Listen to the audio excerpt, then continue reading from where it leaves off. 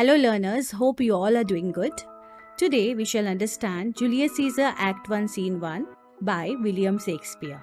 The scene begins with Julius Caesar's triumphant return after his victory over Pompey the Great. The streets of Rome are decorated and crowded with commoners who desire to participate in the victory celebration. We find two tribunes, Flavius and Marullus, confront some citizens and demand to know why they are not at work. Flavius addresses the commoners as idle creatures and he orders them to go home. He asks them if it was a holiday and if they didn't know that being mechanical they should not walk upon a laboring day without the sign of their profession. Marullus questions the carpenter where his leather apron and ruler were and what he was doing with his best apparel on. Next, Marullus engages the cobbler in a lengthy inquiry about his profession, and he misinterprets the cobbler's replies because the cobbler uses lots of pun in order to confuse him. Marullus quickly grows angry with him. It is Flavius who guesses the profession right and asks him the reason of not being in his shop and for leading the people about the streets.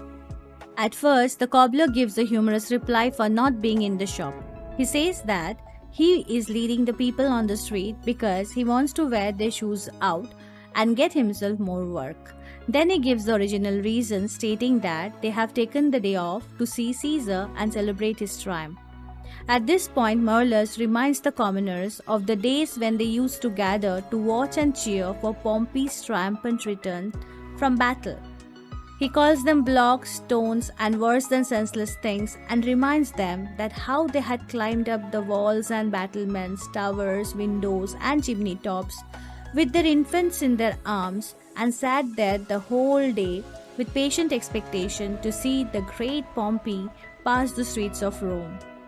And when they saw the chariot appear, they made a universal shout, and the Tiber River trembled underneath her bank to hear the replication of their sounds made in her concave shores. Marullus points out their fickle-mindedness. He says that the same people now have put on their finest clothes. They have chosen to celebrate a holiday. They are tossing flowers in the path Caesar, who came in triumph, having defeated Pompey's son.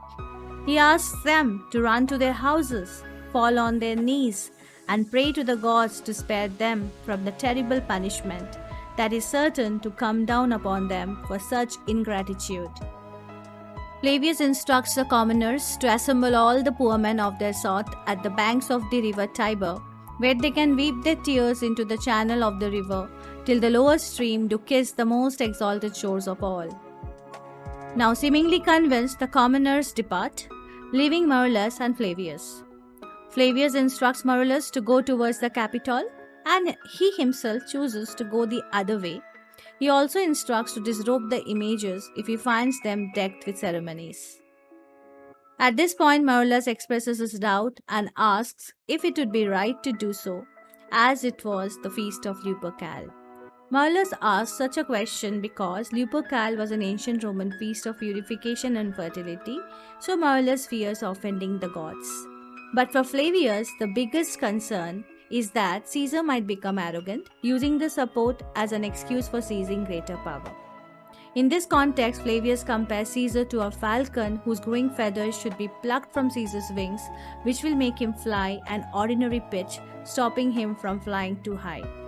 He states that if they do not clip Caesar's ambition quickly, he may rise so high that he may never be able to be stopped, and they would become slaves. Let's quickly check out the character list. We have two tribunes, Flavius and Marullus respectively, and among the commoners, two have been specifically mentioned. One is carpenter and the other is cobbler. The cobbler has a long conversation about his profession with the tribunes, and in particular, he is the one who confuses them with his puns and witty comments.